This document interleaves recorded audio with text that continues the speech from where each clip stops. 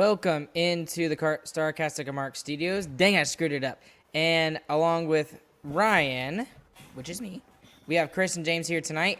And we are the official Dallas Stars podcast of the Hockey Podcast Network. We are brought to you by DraftKings. Thank you, DraftKings, for sponsoring us.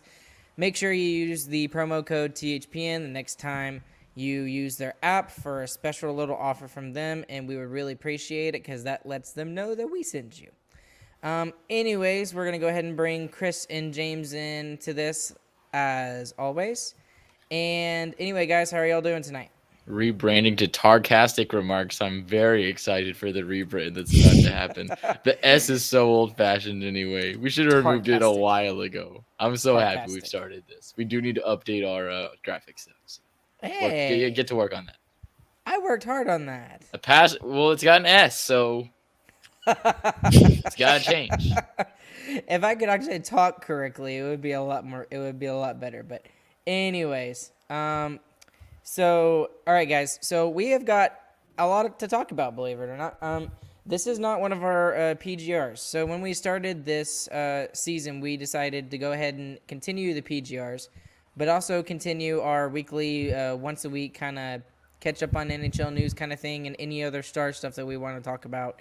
That isn't directly related to any of the games. So what we're going to do tonight is we're just going to talk about a couple of news bits from around the NHL, and there's some big ones out there. And again, there's a lot. There's lots of injuries we could talk about, lots of signings that we will talk about, and then, some surprise teams that are in the standings. Hello, Buffalo. We'll talk about that in a little bit. The Leafs kind of made some news this past week with a certain signing. And then, obviously, it seems like we've talked about none other than Evander Kane this entire offseason, and we're going to talk about him again. But we're also going to get into some star stuff here. We'll talk about Raffle. We'll talk about the goalies. We'll talk about Foxa. We'll talk about the top six. And then we'll talk about just the general road trip. And then we'll finish off with our first Who Cares segment of the regular season. Currently, the score...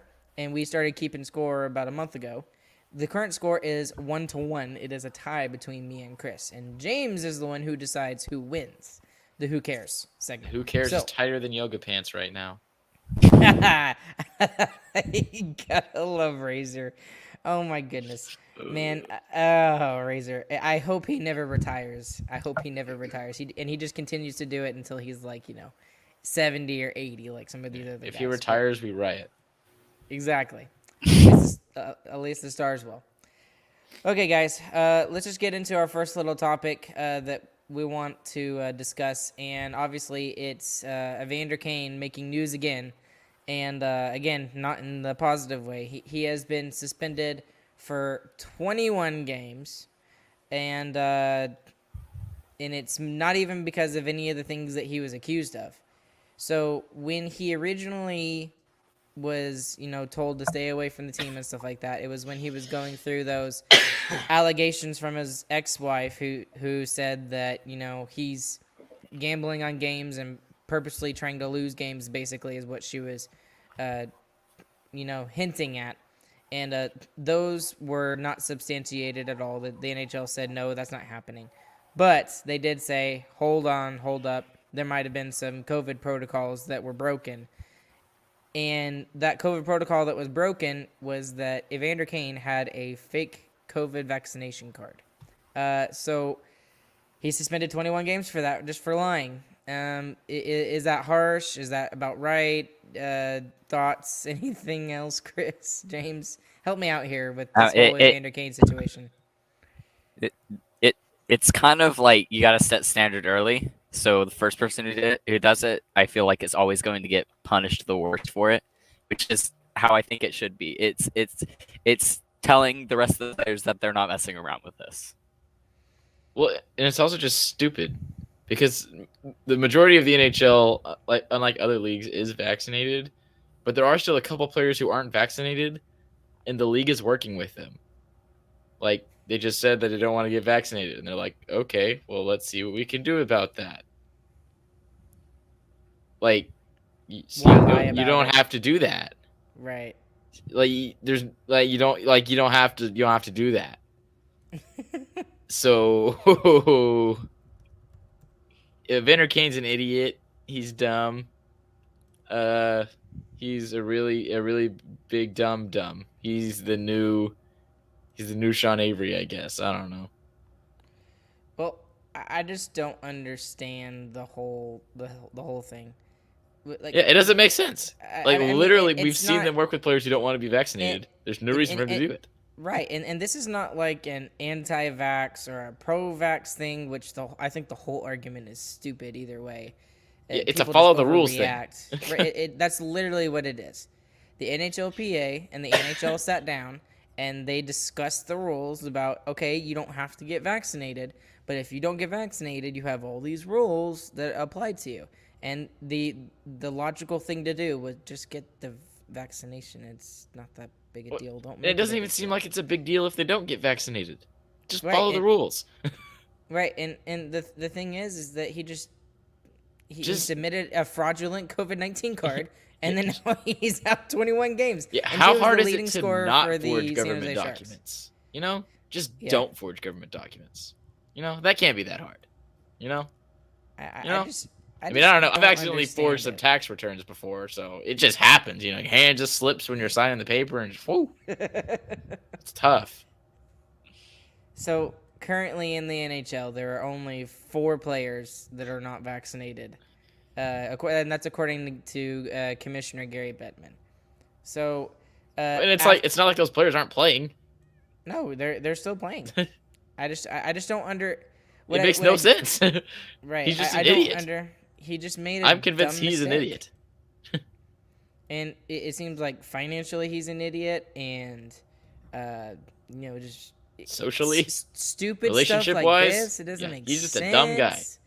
I don't get it. Now, during the whole investigation, the San Jose Sharks basically said, "You're a non-roster player, so don't even bother showing up to training camp." And he didn't, and they said, "We don't want you here while the investigation is going on." After the 21 game suspension came out, he came out with this statement, and this says, "I would like to apologize to my teammates, the San Jose Sharks organization, and all Sharks fans for violating the COVID-19 protocols. I made a mistake, one I sincerely regret and take responsibility for. During my suspension, I will continue to participate in counseling to help me make better decisions in the future. When my suspension is over, I plan to return to the ice with great effort, determination, and love for the game of hockey." So that suspension is going to keep him off the ice until at least November 30th, and during which time he's going to be missing a quarter of the season. So, I mean, I hope he gets hearing better, that- but he just sounds like he's a dumb guy and doesn't really care. So right. So that's hearing my that, final thoughts on it. yeah. So hearing that statement, do you actually believe what he said, or is he just, is it just a statement just because the San Jose Sharks want him to release a statement? Yeah, I mean he's made 3 apologies just this quarter, so no. And the interesting part of that particular statement for me is, I plan to return to the ice, and here's what I'm thinking is, like, if you're San Jose, or you're a player for the San Jose Sharks, do you really want him coming back? Probably not. I wouldn't want him coming back at all. If it was me, I would. he needs to go away and stay away, because apparently it sounds like the team is happier and better off without him, even though he was the Sharks' leading goal scorer and point getter last season. So I don't know. The whole Evander Kane protocol thing and saga continues, and it doesn't seem to have an end in sight, because he's still got the gambling debts that he's still working through. He's still filed for bankruptcy. He's still working his divorce with his wife. There's just so much that's out publicly, and maybe it's just weird to see, because you don't really see this very much. But the whole thing is just odd and weird to see. That's another thing that makes the NHL better than other sports leagues, in my opinion, is because the players have more respect for themselves and for the job that they're doing than other sports leagues do. So we don't need an Evander Kane in the NHL, and I hope he disappears.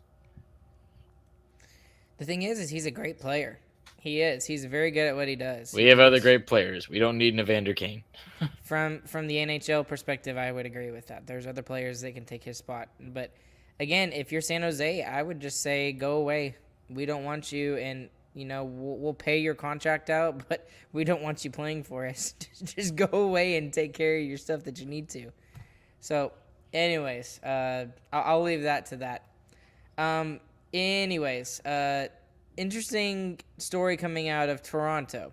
Okay, so Peter Mrazek, who is technically the backup to Jack Campbell up in Toronto, he gets hurt, right? Well, they can't call up Michael Hutchinson because of all these cap constraints and stuff like that. So what does the GM of Toronto, Kyle Dubas, do? What does he do? He goes and signs a University of Toronto goalie to an amateur tryout for one game as the emergency backup.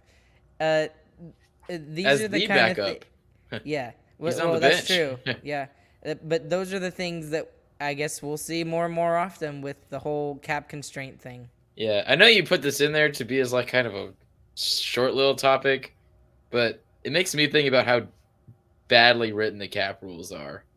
Like, if we're doing stuff like signing university players to 1-day contracts, and like the Stars did before the season, we finalized our roster with Kiviranta and Peterson in the AHL, and then we brought them up. Like, there's so many loopholes in the cap, and it just makes it confusing to normal fans. Like, even I was confused when they released the roster and Kiviranta and Peterson were in the AHL. I was like, what the heck is happening? And then they did the shuffle around and got it sorted out. But it's unnecessarily confusing. Like, it's like doing taxes in America. Like, unnecessarily confusing. Just tell us how much money do we have to spend, and how do we spend it? It's so dumb. I don't like the confusion. I can't keep up with it, and I'm a podcaster on hockey. It is very confusing to. I went and figured out how this was a smart decision by Kyle Dubas and stuff like that for later on as well. It's extremely confusing. I'm not going to even try to describe it because I think I would looked at just it mess too. up. It's genius. The guy's smart. That was a good move. I'll give him that, but it shouldn't have to happen. We should just be able to call up the AHL guy. Like, come on now. So, all right. So this brings up two questions as kind of follow-up questions. And I talked about this a lot with Neil when I did a watch along with the Seattle Kraken versus Vegas game. But we talked about the cap a little bit. And one of the things we talked about is, do we go the route of the MLB and just say screw the cap and just get rid of it? No, that is a terrible idea. The MLB sucks because there's no cap. There's so many teams in the MLB that are good once every 15 years, and that is it. And then the New York Yankees and Boston Red Sox and LA Dodgers are always good. That sucks. MLB is about to switch to cap in the next decade, in my opinion. So no. Terrible idea. Okay. James, what do you have any opinion on that at all? Is why that would be a good idea, bad idea? I like the cap a lot because it makes it more so that you just can't go out and make a super team. Like you just can't. You can't pay enough people enough money for them to come together to make a super team. New York Yankees at trade deadline last year, they just trade for everybody. That's all they did. Like, they didn't do anything special. They just took all of the players. Wow, genius idea by the GM there. Like, no duh. So, yeah, it's stupid. I hate the way baseball works. It's not fun to watch roster moves or excuse me, it's not fun to watch roster moves or the draft in the MLB just because, like, if you're the Rangers, the Yankees are just going to take all your players one day. So why bother? That's what it feels like to me, at least. Or the Red Sox. Exactly. And especially for a team like the Stars, we are not a large market team. We would suck most of the time. So even for a selfish standpoint, no. Terrible idea. Yeah, and I made all of those points, so I'm glad y'all agree with me on that part. I just don't see what getting rid of the cap would do. The reason why we put it in place was so that every team could be competitive. And it puts a cap on that ceiling. Now, there are other ways that the bigger market teams can take advantage of the cap. So, like Toronto has, is worth over $2 billion. And it's the Dallas Cowboys organization of the NFL. It's worth the most. And they can pay signing bonuses, $9 million, $10 million, where teams like, Florida and Dallas and Arizona, they can't do stuff like that. So there's still, things that bigger market teams can take advantage of. So I think that cap needs to stay there. And there's always going to be things like that. Like, you look back at the Radulov sweepstakes that we won against the Canadians. We win because Texas doesn't have an income tax. Like, so you're not going to get rid of all of the advantages. It's just, there's going to be something, but the cap makes it at least fair enough to where every team has a chance. Right, and that's another good point, is because every state has their own thing, and there's no way to make it 100% flat level, even ground across the board. There's just no way. And as it should be. I mean, franchises that have that competitive advantage deserve it. I mean, Toronto was a great franchise for a long time, but if they keep on sucking like this the way they do, eventually, maybe, their franchise is going to start falling lower and lower in the prestige level, as I view it as someone who's only been alive for terrible Maple Leaf teams. The only thing, and I understood this point because I made this point when I was talking about, getting rid of the cap. So a lot of people, what they argue about with getting rid of the cap is that it punishes the teams that are really, really good, right? I mean, for example, look at Tampa Bay this offseason. So they've won 2 cups in a row now, right? And they had to get rid of their entire third line. I mean, is that as it should? That seems kind of unfair if you're a Tampa Bay Lightning fan. I know they've still got, Stamkos and Hedman, Vasilevsky. They've still got their core, but that third line is the reason why I believe that they won those 2 cups. That third line was huge for the Tampa Bay Lightning. They're still a favorite to win the cup, and it makes the job of the GM that much harder and more interesting to follow too, because you need to have guys behind those guys to follow them up and to be just as good as well. So it makes that more complex, and you want the cup moving around anyway. You don't want Detroit and Tampa Bay and Toronto to win the cup, and then one other team wins it every 10 years. That would be terrible for the NHL in general. You want the cup to move to different places so that different fan bases have these rises and fall in fans, and it's kind of more evenly spread out. Like on just a business level of thinking, you want the cup moving around. Right, and we talked about that with the Stars, right? I think the reason why one of the reasons why the Stars are, such a staple in the Dallas community now is because they won the Stanley Cup very early on. And that allowed them to kind of get their market out there, and they had a player like Mike Modano that they could market and take advantage of. And I think that's why hockey's been successful in the state of Texas. Mm-hmm. So yeah. And so it goes full circle all the way around like that. So I agree with all of that stuff. And we're good during that time because we have the ownership to spend all that money to get the cup. And then as soon as that ownership is gone, we're nowhere near the cup until the cap comes back. So I think the Stars are a great example of why you needed a cap and why you want the cup to move.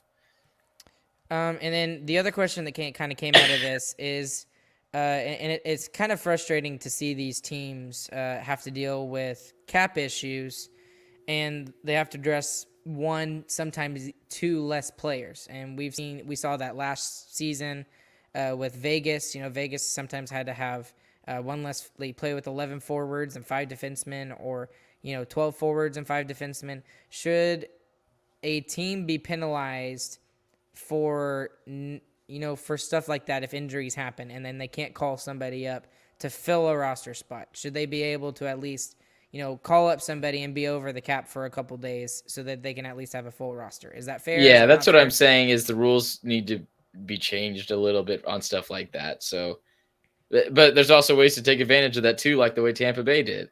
So I don't know the solution to each individual situation. All I know is it's not great right now. So. Well, and that's what I kind of was arguing with about Neil is like, no, I don't think any particular solution is the right solution. This is Yeah. just the lesser of two evils is how I described it. Yeah, nothing will be Right. perfect, but I feel like there's got to be something better than what we have right now. It's too clunky and weird. I feel like there's got to be something a little bit simpler at least. Come on, Gary Bettman, come up with something for us. We would appreciate it. Okay, let's get into our next little thing. That was a good discussion, guys. Thank you. Let's talk You're welcome. about the standings right now because there are there are a lot of surprise teams in the standings and how well some have done and how well some have not done. So That was words. Yeah, right. So why don't you each pick a team and it can be either negative or positive, and why they're doing really good or why they're doing really bad. I'm going first since you put me on the spot. Buffalo, Chris. the easy one. Buffalo wins lots of games. Lots of games wins for Buffalo. They shouldn't be doing good. They won't be doing good. Don't read into it too much. They'll start losing soon. Don't worry. Okay. My choice is Tampa Bay Lightning right now, actually. So they've played 4 games and they've won 2, lost 2, which doesn't sound bad, right? But they've lost both their home games that they had. They had 2 home games away. They lost both their home games, and the 2 away games they won by the skin of their teeth in overtime. So Hey, that sounds like the Stars. we've been on the road the whole time. We have been on the road the whole That's time. the biggest thing. That's I think. And that's we had the it biggest back to thing for me. back. Them losing both of those home games is it doesn't make them look very good right now. So Okay, so get this too. I was gonna point out Tampa Bay, but I'll pick somebody else. But look at their goals against. yeah, Their goals against for Tampa Bay right now is 17 goals against in 4 games. And That's that's not with good. Andre Vasilevsky. That- Holy crap. Red That's Wings downright scored bad, 6 I'd on say. them. The The Red Wings scored 6 and lost. I know. I don't Oh my goodness. That tells you how was bad the so Red mad. Wings are. I was so mad when I watched the Sheesh. highlights for that game. Yeah, I know. I can't believe some of the. And then there was the. What was it? It was the St. Louis, Yeah, Arizona game. It was 7-4. my Oh my goodness. goodness! So it's like, wow. Gotta love football. Okay. Exactly right. So since you picked Tampa Bay, James, because that you stole my pick, I'll go with the 0-4 Montreal Canadiens. Now, in some ways, I saw this coming, but I didn't expect this. Yeah, I not didn't this expect it to be drastically. this drastic. And I understand. They don't have they lost a ton of guys, right? So Like all of them. Kotkaniemi is gone. He signed an offer sheet with Carolina. Carey Price is in the player assistance program because he's having some issues. We don't know what. We're praying for him, hoping that he's okay. Shea Weber is out for the season and Maybe for the forever. rest of his career, right? Exactly. So that's 3 big guys right off the bat, and then not to mention, the defensive forward of the year, in my opinion, Philip Deneau is gone. He signs a contract to Los Angeles, and then just some of the stats I'm looking at. They're 0-4. They've scored 3 goals in 4 games, and we Sounds thought like the Stars, but we won 2 games. And we thought the Stars were scoring bad. And then here's the other thing: 15 goals against in 4 games. That just absolutely blows my mind. And I understand Carey Price is not there, but Carey Price did not have a good regular season last year, and Jake Gallen had a decent one. And man, I feel really bad for this team right now because they go all the way to the Stanley Cup final, and they're a Cinderella team. They pull off the upset against Toronto, completely swipe the floor with Winnipeg, and then beat Vegas, and then now they start this season 0-4. It's just rough to see. If I may, just a little bit on that, they did barely make playoffs. I think they weren't that last seed by the end of the regular season, last seed in the North Division, which wasn't the strongest that year. It was the worst division. Easily, So I think it's not too surprising that they wouldn't make the playoffs, but it's definitely surprising that they're as bad as they have been. Right. Like I'm not saying I expected Montreal to be, uh, top of the league and everything like that. I Yeah. mean, I don't expect them to make the playoffs this season just because of the injuries. It reminds me of the Stars last year.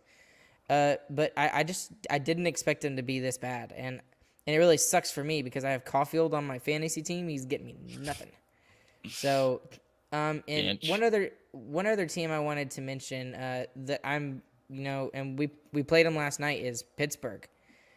Despite all the injuries they have to really key guys, 3 of their top 6 forwards are out: Crosby, Malkin, and Brian Rust, and they still put up a huge fight. And they haven't lost in regulation yet. They're 2-0-2. So, props to Pittsburgh. And Tristan Jarry looks like a monster right now. He looks really good. So, and he is really trying to make up for the playoffs where he really was, didn't look very good.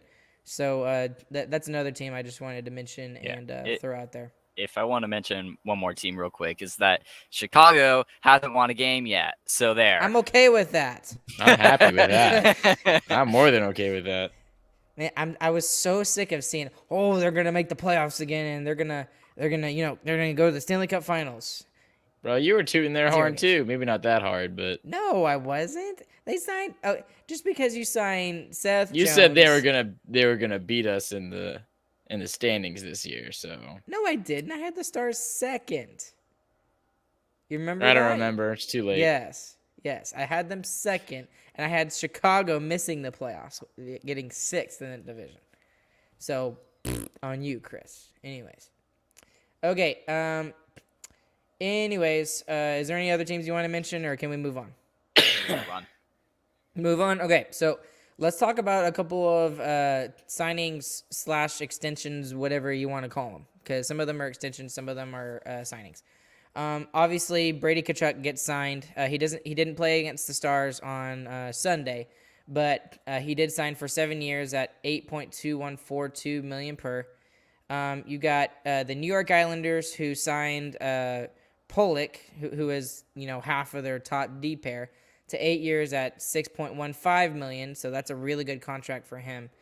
And then this one kind of surprised me a little bit, and it's a little scary because you consider it talking about Klingberg as well. But Boston signed Charlie McAvoy, who is a young guy, to 8 years at $9.5 million per year. So anything about those 3 contracts that you want to talk about? Brady Tkachuk is getting way overpaid because he's got a good last name. So there's one. 7 years is crazy too. Like, what on earth? That is not, from what I've seen from him, that's not the guy you're gonna build your team around. But go for it, I guess. I thought the McAvoy signing was really good for Boston and for McAvoy. So I'm gonna completely disagree with you on the Brady Tkachuk thing.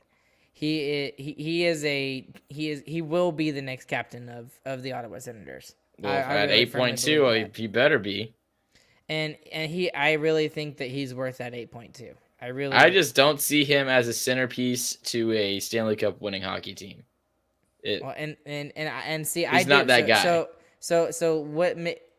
See, this is a good discussion to have. So what makes you think that he's not that centerpiece guy? He's not that impactful on his own in games, and that's what you need when you're trying to build a new franchise. When you're trying to build a franchise right now, so he can't really take over a game from what I've seen, in my opinion. So he seems decent. He seems like he could. He's definitely a first line guy, but I don't know if he's the guy the way his brother is.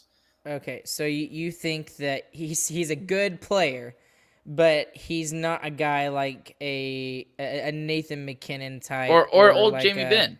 Or I was actually going to mention that too, as an old Jamie Benn who could just. I mean, that's closer to his play style too. Is more power forwardy, but it just doesn't. Just like his dad.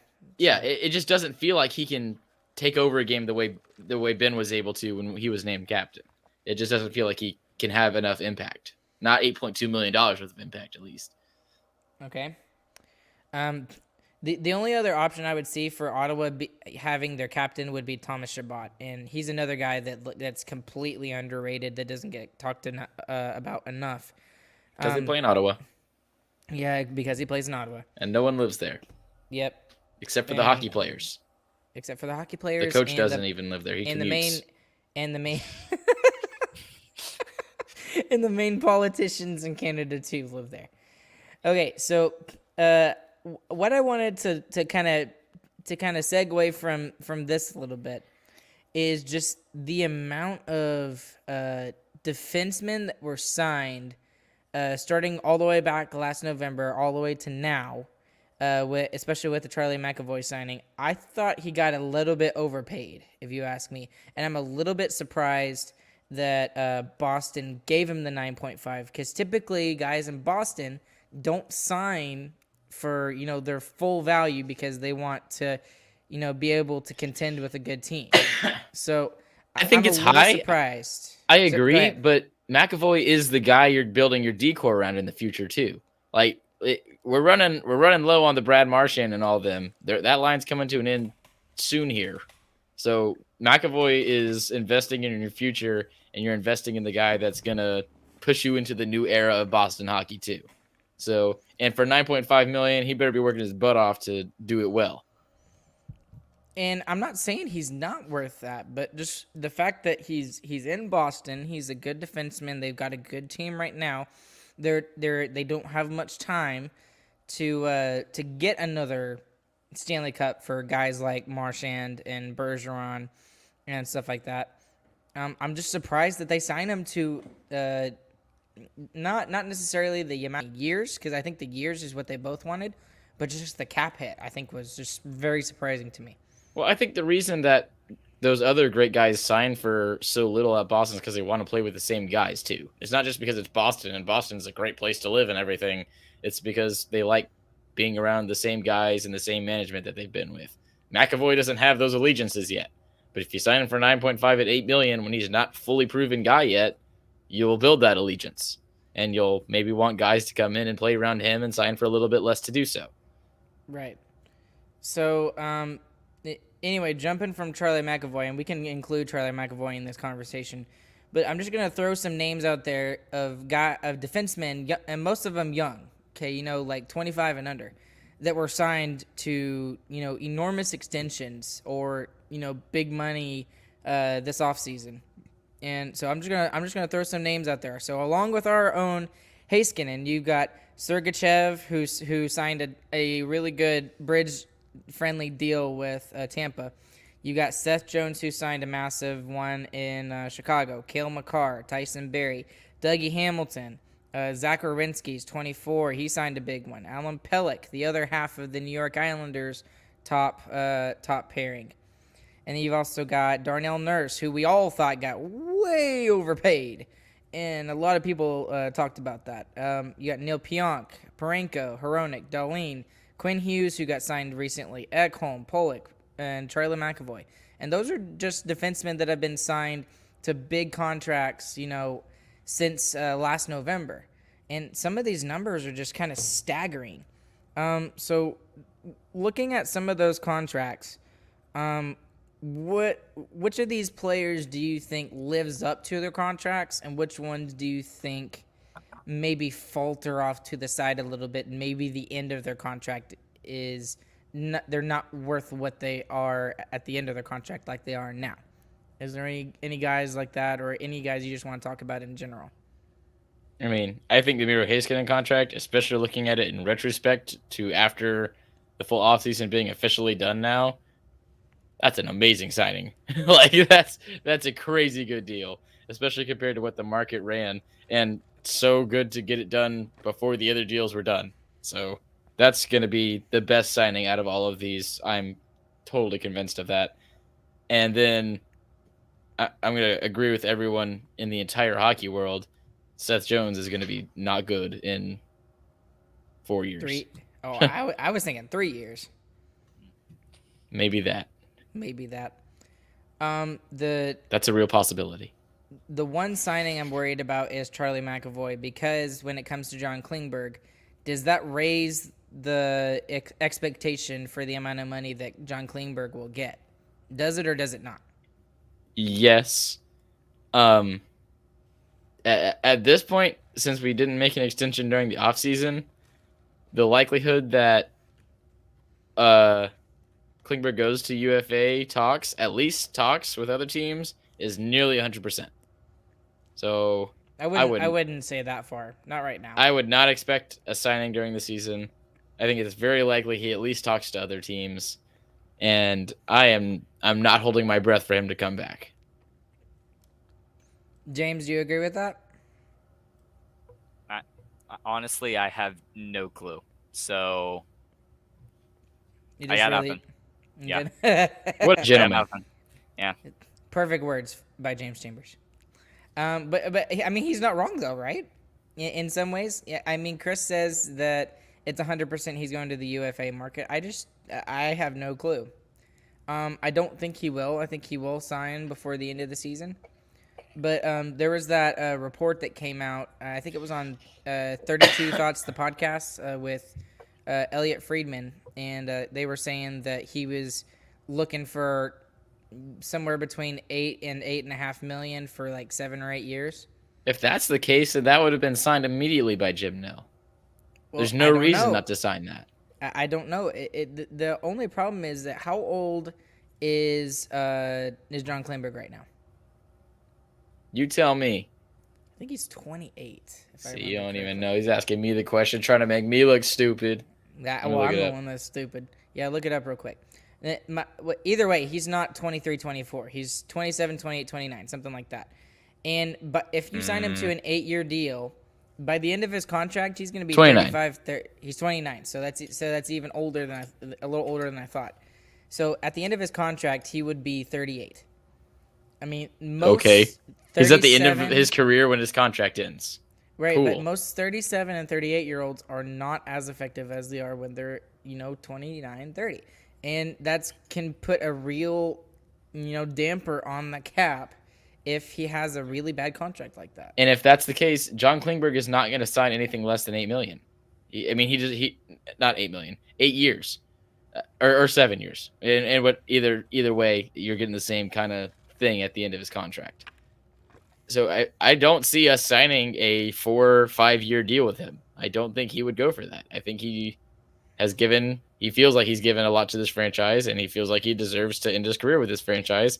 And if Neil wants to make if the rumors you're saying are really true, the 8.5, and we're not even going for that, then I think he's making the bold decision to let Klingberg walk and make Heiskanen the big boy and do something else with that money.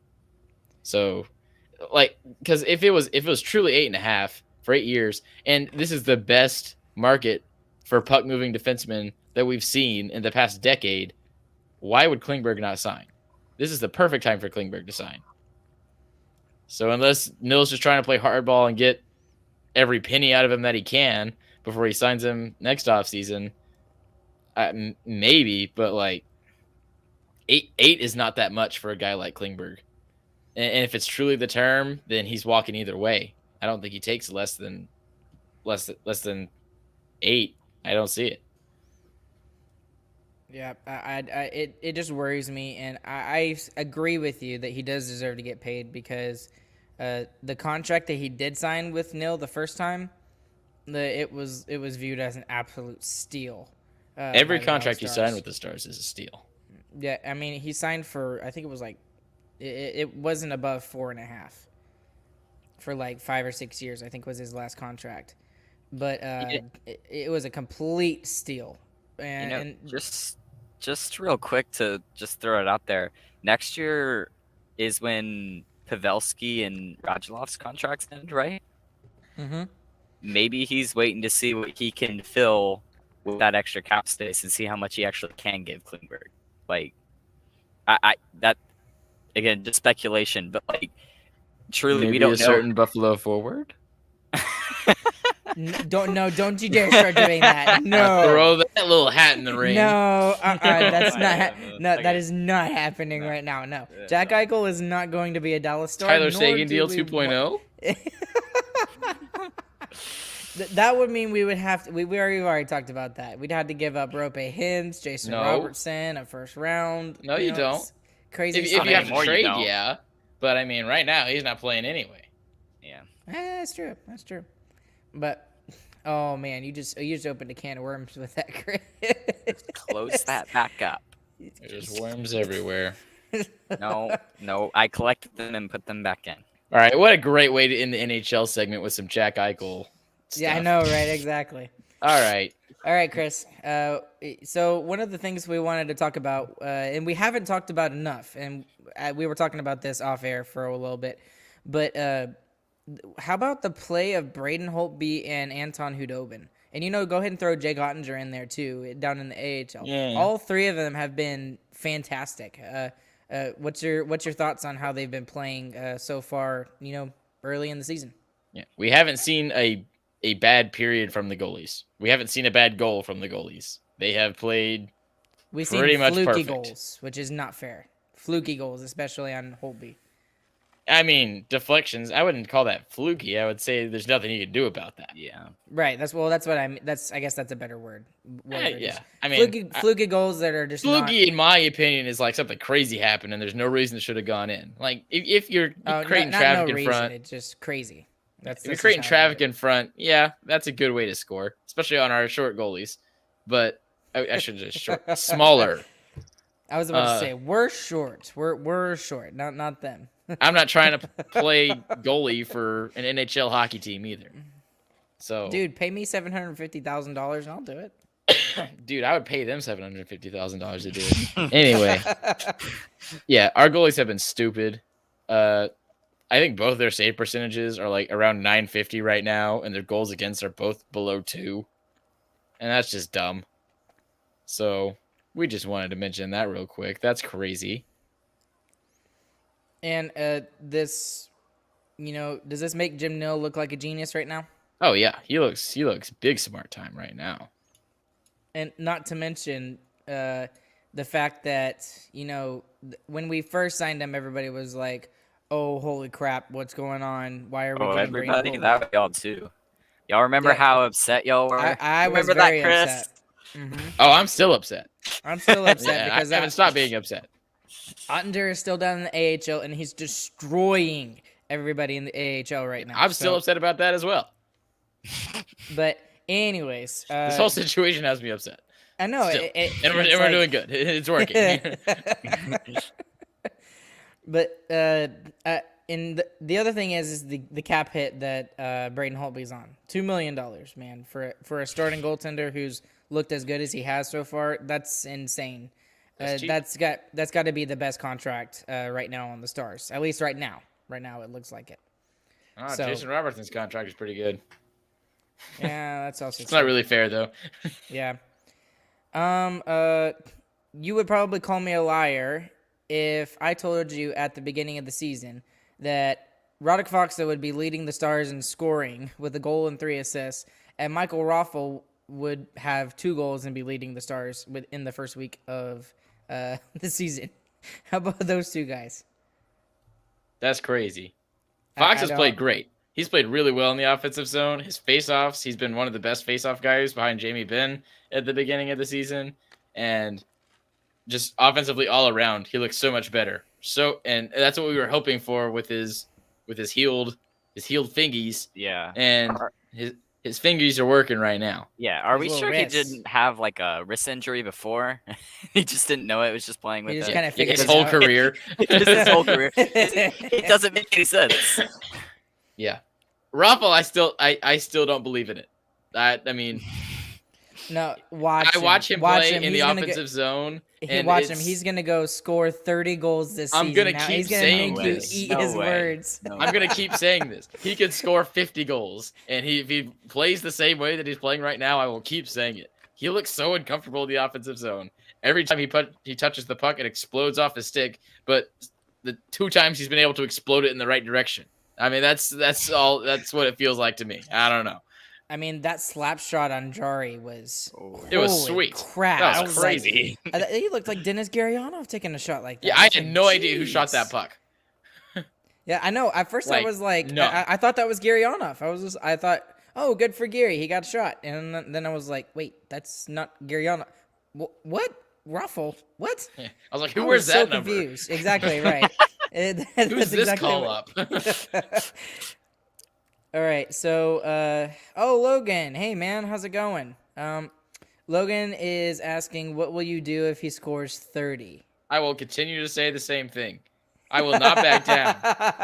And if he is scoring 30, then that means that my jinx is working. So you better be thankful. Right. Keep the jinx going. Keep the jinx going.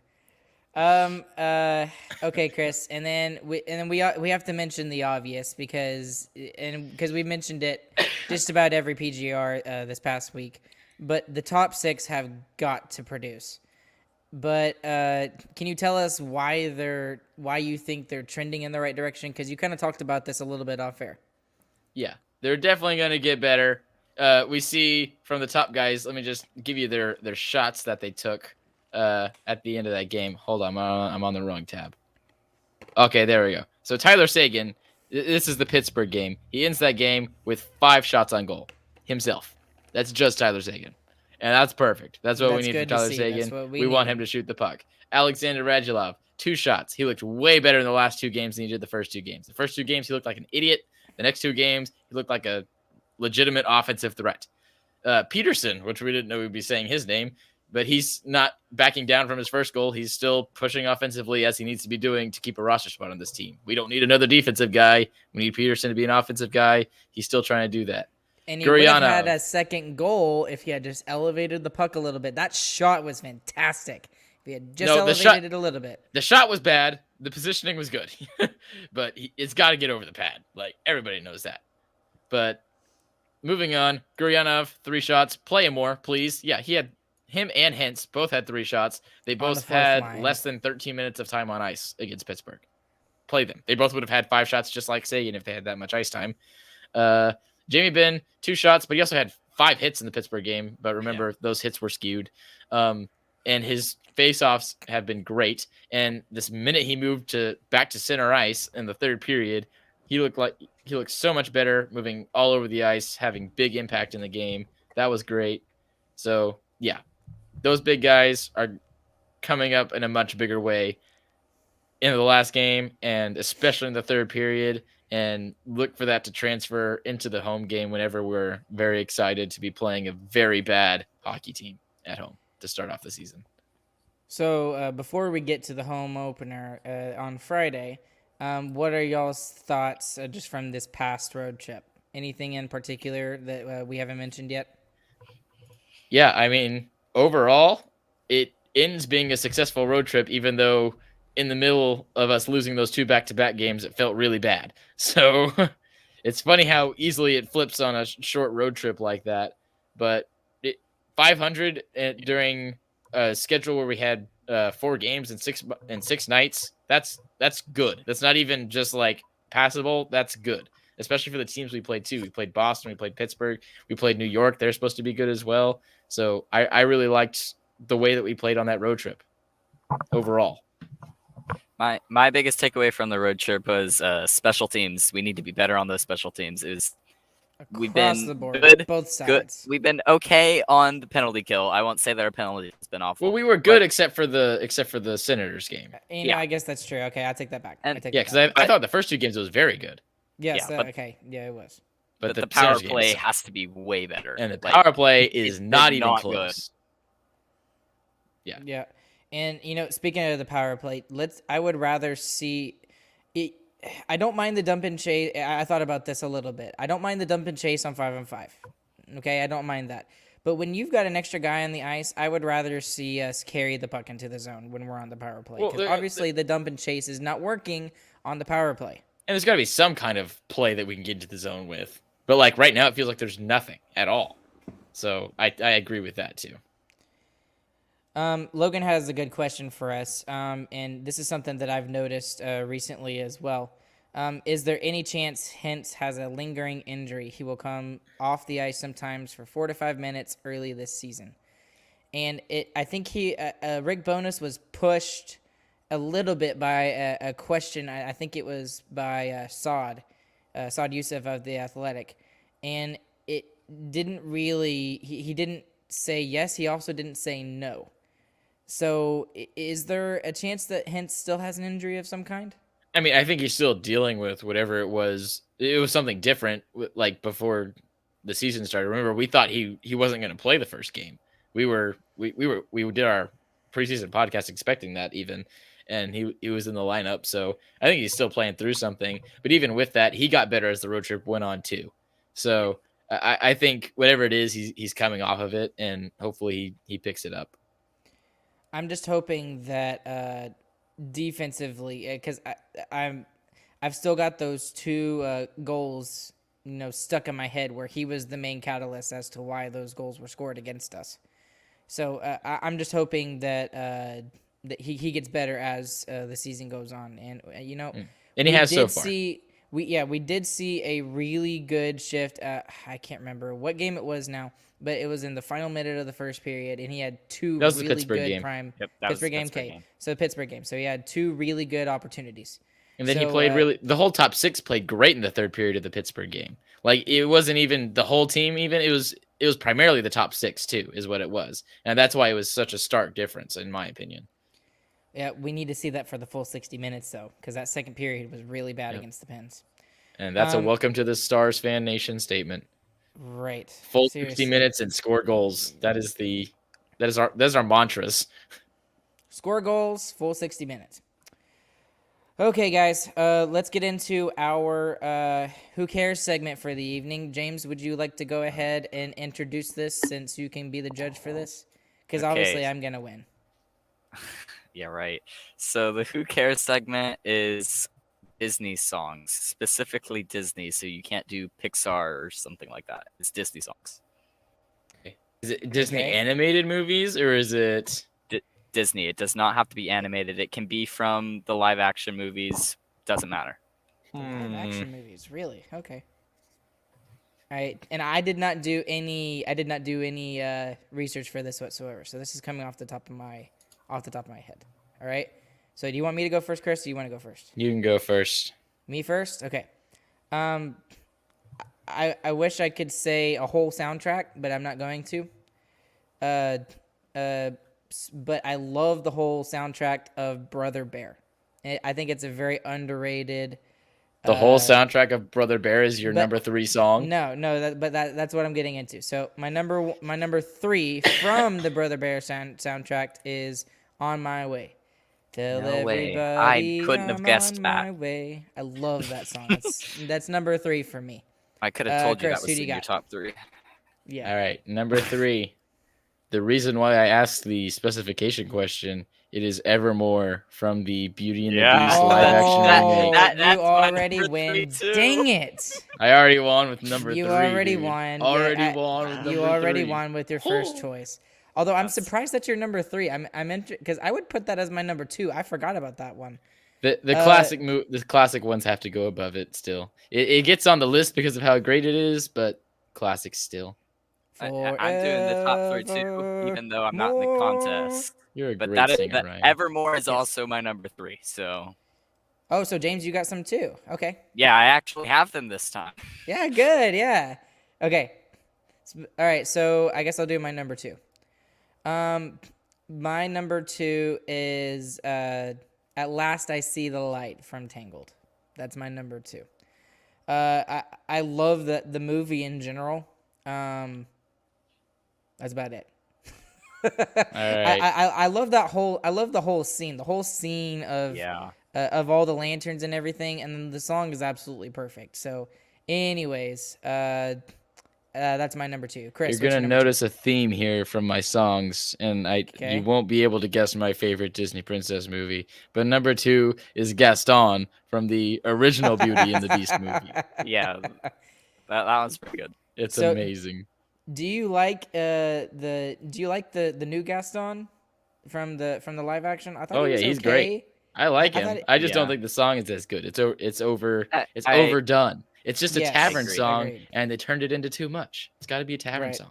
Yeah, right. Okay, Okay, James. my number 2 is from Frozen 2. It's "Show Yourself." Everyone talks about Into the Unknown. "Show Yourself" is amazing. That's my number 2.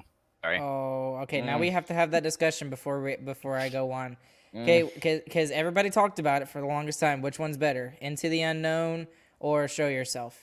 Because James already said Show Yourself. Okay, Chris. So which one's better? I don't want to answer until James makes his decision later. Yeah. Well, you can. I will make it unbiased.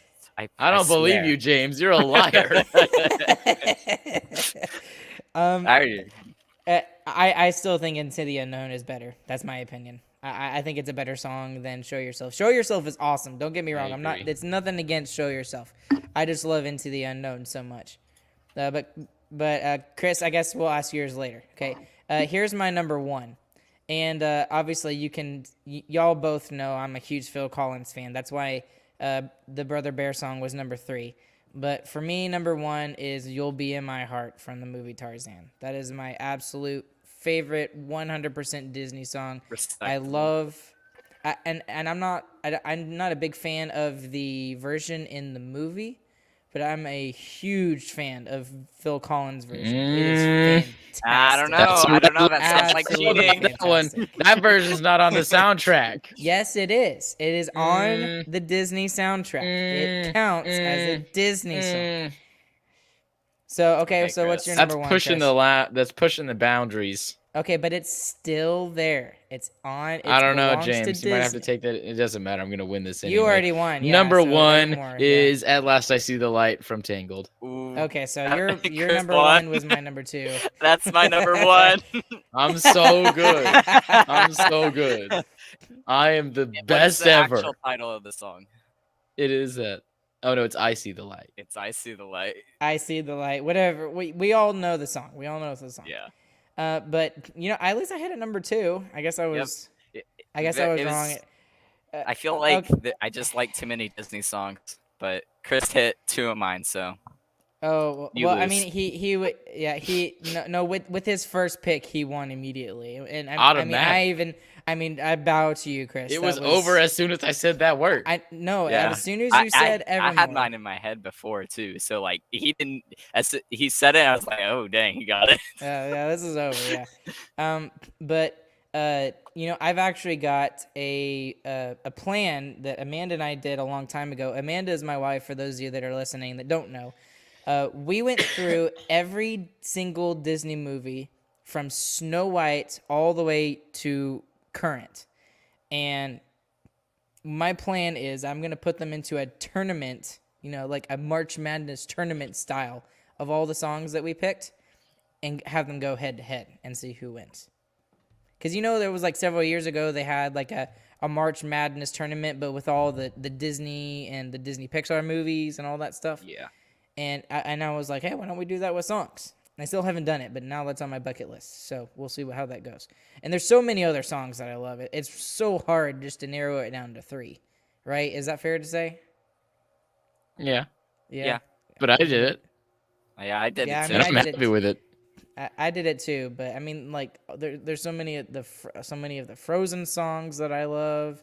Logan's talking about Lion King over here. Yes, Lion King is Yep. Disney, and there's all those songs from the Lion King soundtrack. You don't even remember the So- songs though because Simba's dad dies. Goodness, that's all I can remember. Yeah, I know. I They apparently killed that a was my- lion. Apparently that was my favorite movie when I was 2, and I would watch it like 5 times a day, and didn't matter. Every time Mufasa died, I would cry for like 15 minutes, and Mom would have to come in and like console me. That is the correct response. So, okay, guys, I think we're gonna call it an evening. I was planning on this being like 35 minutes, ended up being over an hour. So We have too strong of Anyways, opinions on children's I ways. movies. know on Disney movies, yeah, and Disney songs. Anyways, guys, we're going to close up shop for tonight. Thank you guys for tuning in. Make sure you follow us on all social media platforms. We would really appreciate it if you guys would just leave us a like, a comment, subscribe, all that sort of stuff. Thank you guys for watching the stream tonight, but also thank you to those of you who are listening on the podcast side the next morning. You guys listening allows us to do this stuff for free. We love talking Dallas Stars hockey and Disney songs as well. So anyways, guys, thank you once again for tuning in. We'll catch you on the flip side. We hope to see you guys once again, and good night.